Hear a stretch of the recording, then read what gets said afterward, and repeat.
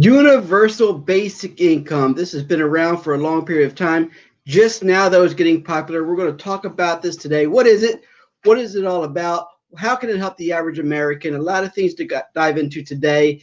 You are watching The True Middle. I am your host, Paul Melikivi. This is where we talk about politics, faith, and business from a real perspective. Guys, a lot of exciting things going on in the country right now. Things are in a panic. The coronavirus is taking over. The economy is tanking. People are losing their jobs. Now there's a lot of talk about the universal basic income. This is an idea that's been around for years. So why is it making a resurgence? Well, we're going to dive deep today, talk about the universal basic income, the concept, what it does, and why I am a real advocate of getting this put on the record books forever. Is something that can help us tremendously. If you are in the middle class, if you are an average American, you know how it is to be struggling, how you have to worry about getting your bills paid, how you don't have enough money for an unexpected expense, how you're scared that one disaster or one snafu can wreck you financially because you don't have an emergency fund. Truth is just the statistics tell us that most average Americans don't even have $400 in reserve for an emergency. And that's just the tip of the iceberg. So we're going to dive into this universal basic income. We're going to take a look and see what it's about, kind of go through the history, kind of go over who supports the basic income, and then we're really going to dive deep into the pros and the cons. And then you'll be able to make your decision. Is this something that you would be in favor for if the government implemented this on a permanent basis? Or do you think it's just good for a temporary relief? So I'm excited that you're able to join me today, guys. If you're just the first time tuning in, make sure you subscribe. If you're on YouTube, make sure you hit that notification bell so you're aware when we have new episodes that are uploading to you on a consistent basis. We're going to dive into some good stuff down the road. So let's get into it. The universal basic income. We're going to see what that's about. We're going to talk about what it is. First of all, let's take a description. Take a look at a description of what this really is. So the universal basic income, if you can take a look at my screen here, I'm going to share it with you. Universal basic income is a government guarantee that each citizen receives a minimum income. So it's also called a citizen's income. It's called a guaranteed minimum income or a basic income. Most recently, Andrew Yang running his campaign, he called it a freedom dividend. The intention behind the payment is to provide enough to cover the basic cost of living and provide financial security for most Americans. Now, we know that a lot of us are struggling. A lot of us are working multiple jobs. A lot of us are scared that we're not going to have enough money to make ends meet. And this is just one of the things that we have in place that will help us with the situation. So Andrew Yang, who is running for president, he was really one that really brought this into the forefront, talking about, I mean, his whole campaign, his whole platform was based upon universal basic income.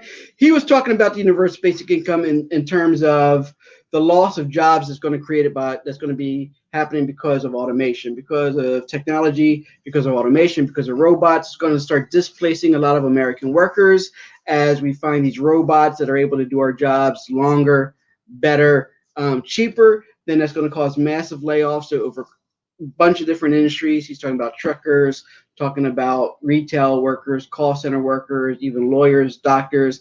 As our technology gets better, as we're implementing all this automated robots and all this, then people are going to get laid off. People are going to lose their job. What are these workers going to do?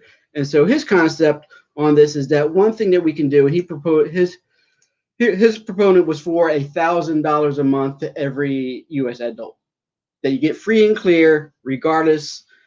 He wrote a book about it. You can see here it was The War on Normal People.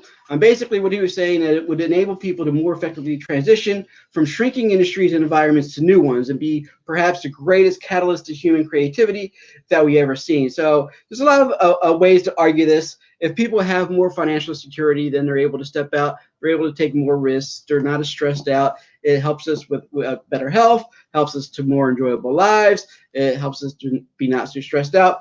Rightfully so, and I'm with him on this. I think that this is a great way for us to minimize our stress, minimize all the work that we have to do. But Andrew Yang even would admit that a lot of his ideas, what really prompted his interest to dig into it deeper, was a book that he read called Raising the Floor. Raising the Floor was written by Andy Stern.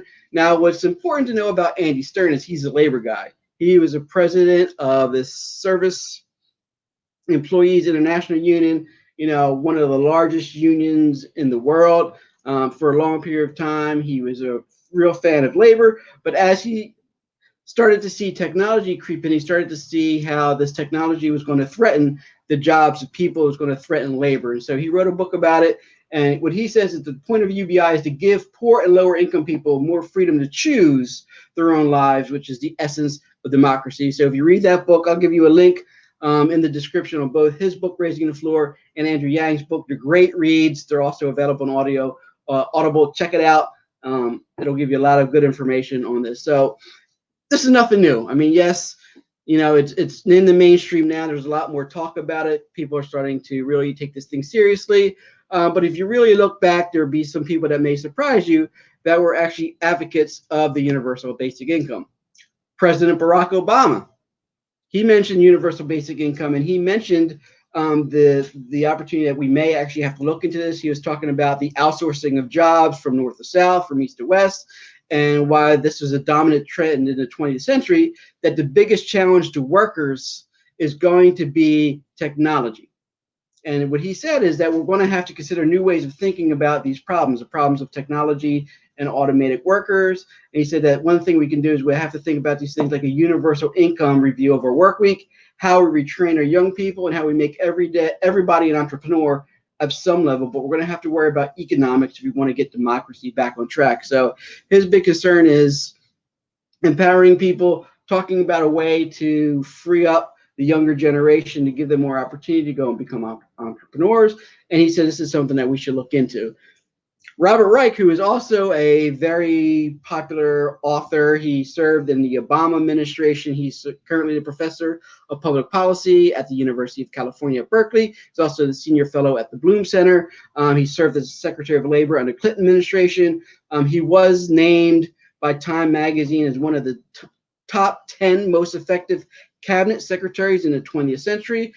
His argument is that universal basic income is necessary, but it's insufficient. So he's saying it's going to help, but it's going to be not enough. That the future where automation plays an increasingly prevalent role in the way that work gets done, that we're going to have to confront these realities, and that we're going to have to really take a look at the things that are causing this income inequality between the rich and the poor. And cash handouts by the government is one way that we can help alleviate some of the stress on some of the less fortunate Americans. Another person that advocated for universal basic income is this guy here, Mark Zuckerberg, the founder of Facebook. He gave a speech at Harvard, his commencement speech, and what he said is that, let's face it, there is something wrong with the system where I, Mark Zuckerberg, can leave Harvard and make billions of dollars in 10 years while millions of students can't afford to pay off their loans, let alone start a business. He says, where previous generations fought for the right to vote and for civil rights, the current generation must fight for equality. He said, it's our time to define a new social contract for our generation. We should explore ideas like universal basic income to give everyone a cushion to try new things. So his argument for universal basic income is that he was able to succeed because he had a support cushion, a support system that allowed him the ability to take risks. It gave him the opportunity to fail because he came from a rich family. So he knew that even if he didn't graduate Harvard, even if he sunk money into this Facebook project, if it didn't succeed, he was going to be okay. It wasn't going to put him out on the streets. He had a lot of support. He had wealthy friends, of course, so he can always find money, start a new endeavor, or he could go in and get a high-paying job, graduate from Harvard, make a lot of money. But unfortunately, that's not the case for most of us. Most of us can't afford to take that risk. If you save $10,000, this is your life saving, and you're willing to risk it on a business. Guess what, guys? If that business goes under, you don't make any money. What's happening? You're losing your life savings. And for most of us, what does that mean? That means that we're going back to a regular 9-to-5 job, doing something that we don't enjoy, and we're being miserable for the rest of our lives. So here's another advocate here. Elon Musk, most of us know him as the CEO of SpaceX. He's also the CEO of Tesla. He knows the future. If there's one guy that's futuristic thinking, if there's one guy that's really out there with his thoughts about what is possible in the future, he's really, he's in the midst of the artificial intelligence revolution. He knows a lot about it. He has companies that are studying. He's warned about the effects of automation and AI and the capabilities and how it's going to wipe out thousands of people from work. He says there is a pretty good chance that we will end up with a universal basic income or something like that due to automation. He says, I'm not sure what else one would do. I think that it would happen. So he's saying that universal basic income for him is obvious. He's saying it's obvious that when people lose work and there's no jobs to be found, we're going to have to find a way for them to sustain themselves. And so the only way we can do it is a big cash influx from the government.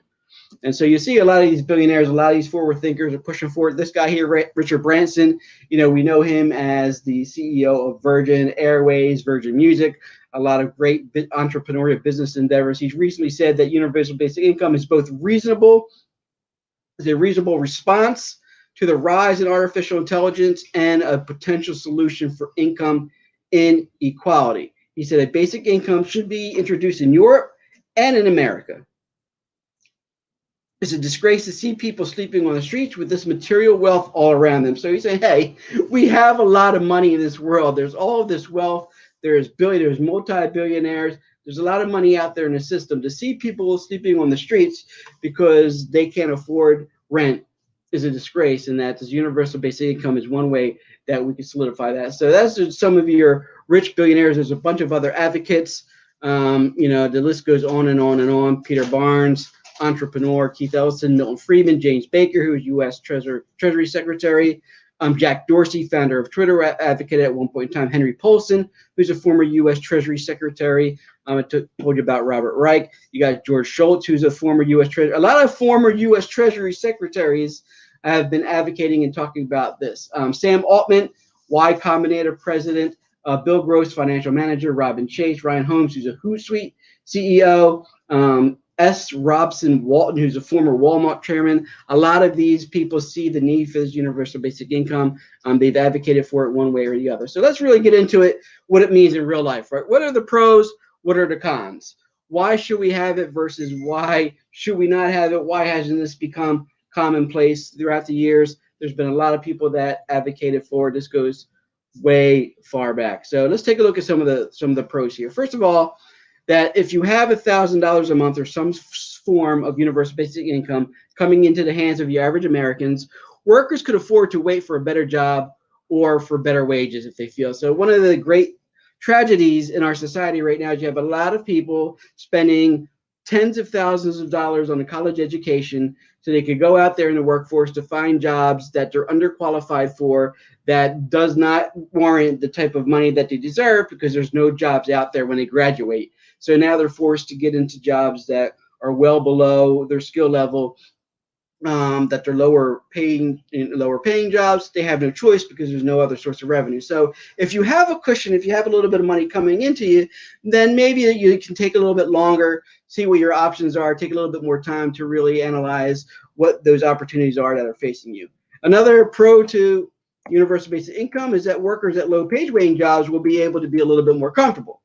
So a big problem that we have is you have a lot of people that are working these low wage paying jobs, restaurant workers, fast food workers, retail workers, average somewhere between $10 to $15 an hour.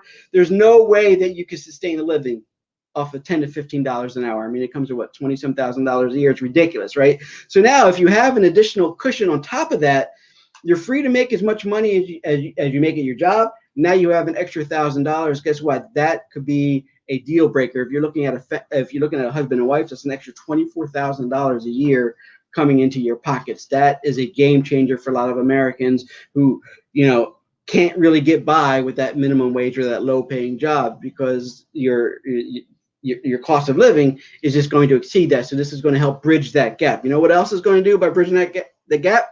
It's going to eliminate the need for multiple jobs. There's thousands of people that are working 2 or 3 jobs just to make ends meet. Think about all of the gig workers, your Uber drivers, your Lyft drivers, your DoorDash, All these people, most of them are working part-time. Why? Because it's a second gig for them, because their full-time job isn't giving them enough money to survive. So now they're going out, they're spending extra hours on the road, they're spending extra hours working these second jobs. Some people are working 2 or 3 jobs because they just can't make enough. So now some extra income in your hand is going to eliminate the need for these multiple jobs. It's going to give you a little bit of a cushion. And guess what that means?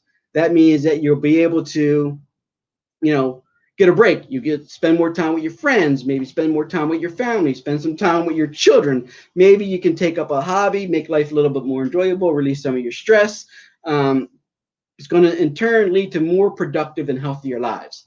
So the less stressed we are, the more leisure time we have, the more time we're able to enjoy time with our friends and our family, the happier lives would be. And guess what? But if it reduces stress, it's going to ease some of our health conditions. So it'll help us with our healthcare costs. If you can reduce stress by easing concerns about financial insecurity, that's going to mean a world difference in the lives of a lot of average Americans. It's also going to increase an individual's choice to be able to go back to school, maybe care for a relative, or start a business. And this is to Mark Zuckerberg's point. If I have an extra $1,000 a month, now maybe that gives me a little bit more cushion where, you know what, between my wife and I, my wife is making some money. We get extra $2,000 a month between the two of us. I can afford to not necessarily take on a second job, or maybe I don't have to work at all. I can go ahead and go get that additional education, educate myself. Maybe I could take some time off to care for my elderly parents. Maybe I could take some time off to care for a child or others that are in need. Or maybe now I have an extra cushion where I can go ahead and start a business.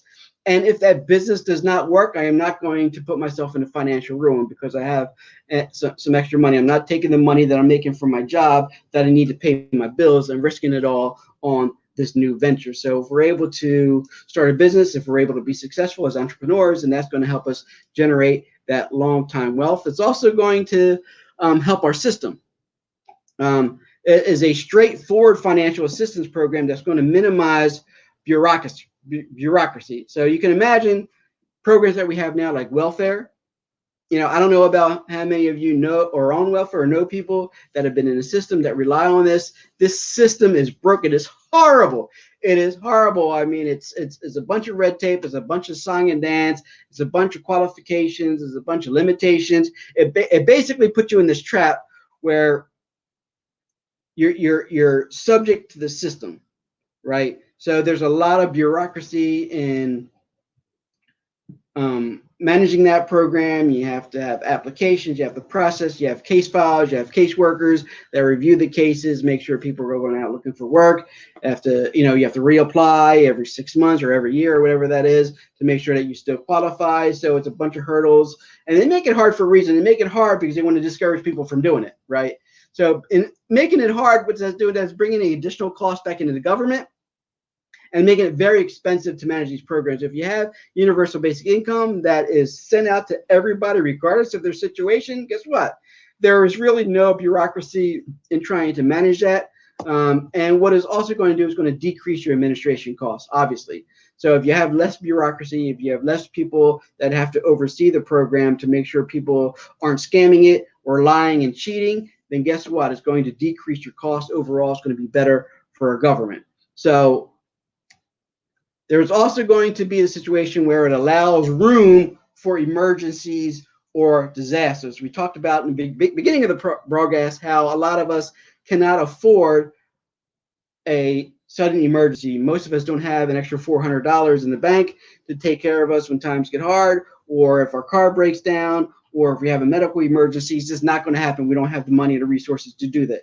Now, if you have an extra $1,000 a month on top of what you're already making, you may be able to stash something aside. You can set aside maybe $10, $20 a week, even $100 a month. Set it aside, put it in an emergency account, help that account build over time. So now you're ready if there's an emergency, or if your car breaks down, you're not at risk of a total disaster. Unemployment is put in place for those that lose their jobs to help you with that transition. But guess what, guys? I've been on unemployment before. Right, I've been unemployed. Most of you have been unemployed. I know you have. And when you go to that unemployment line, what happens? They pay you a percentage of what you're making. So even if you max out your unemployment benefits with your state or your city, wherever you're collecting your benefits from, guess what? Is not going to be 100% of what you were making prior to that. So it's to help alleviate the pain associated with that. So if you have your universal basic income on top of unemployment, that's really going to help you get by in times when you lose a job. Most often, you're losing jobs through no fault of your own because of corporate layoffs, corporate consolidations. Other benefits, it can increase bargaining power for workers. Because it is a guaranteed unconditional income, it's going to help you leverage bargaining with your employer. It's going to help people that are in abusive working conditions not have to work in those conditions. It gives you more options, frees up choice for you to do what you want. It can encourage entrepreneurial efforts because it provides the basic needs in the early days of the company. Right, so that's what Andrew Yang is arguing. He's arguing that it's going to encourage entrepreneurial business efforts, that it increase bargaining power for workers. And I totally agree. Now, here's some cons, right? So the biggest con that you're always going to hear is that it may cause inflation, right? Inflation is going to be triggered because of the increase of demand for goods and services. People will argue that if everybody just has an extra $1,000 a month, then that's just going to raise the prices on everything across the board. And so the effects are not going to be felt. You're not going to have an increased standard of living in the long run because of the inflated prices. Now, I don't know. I mean, there can be an argument made that it will cause some inflation. There can be an argument made that it won't. You know, we can argue that. You won't know until it happens, but let's be real about it. I mean, I think that if you're paying a certain amount of rent and now everyone's getting an extra $1,000 a month, your landlord is not going to raise your rent by $1,000. So I think that overall, even if there is some slight inflation, overall, your cost, you're still going to benefit. You're still going to be walking out with more money in your hand than you had if it wasn't there. And let's be honest, it's a real competitive world out there, so the market will demand what the prices are. I don't think that if people are making more money, that's not necessarily going to lead to higher prices across the board in the type of environment that we're working in.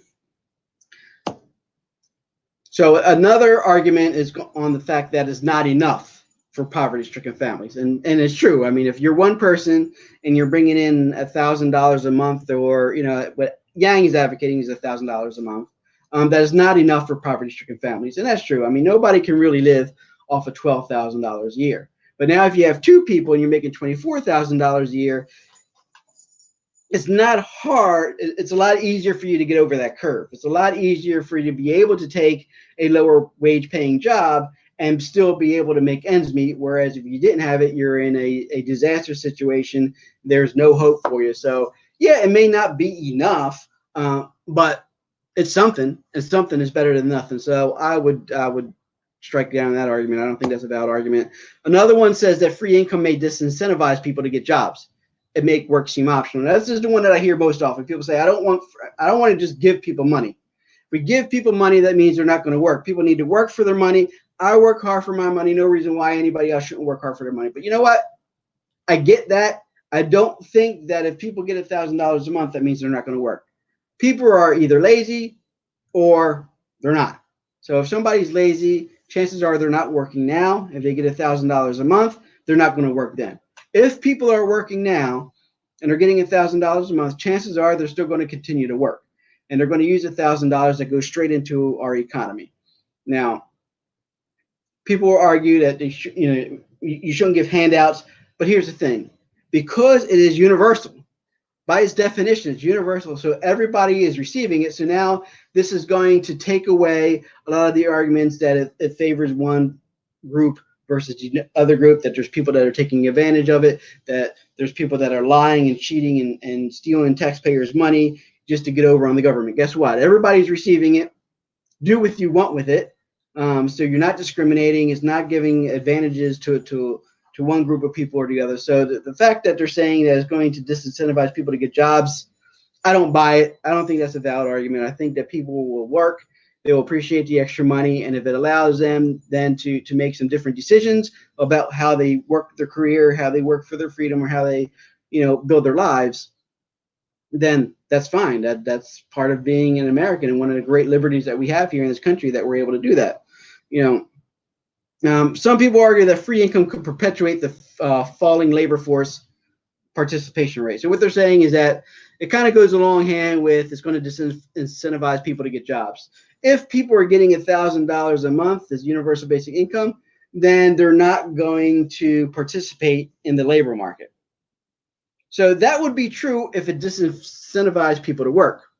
If it disincentivizes people to work, then yes, they're not going to go to work. So that will lead to a falling labor force and decrease that participation rate.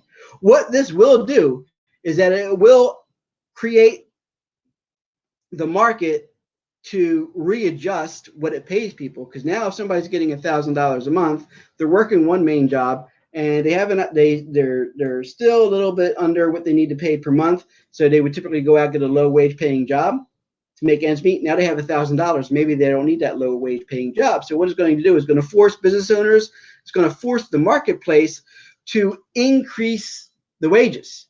And if it increases the wages, I think that's a good thing. And it really takes the burden off of our government on this raise the minimum wage argument that we've been fighting for years and years and years. I think it's ridiculous that we're still sitting at what, $7.25 is the federal minimum wage.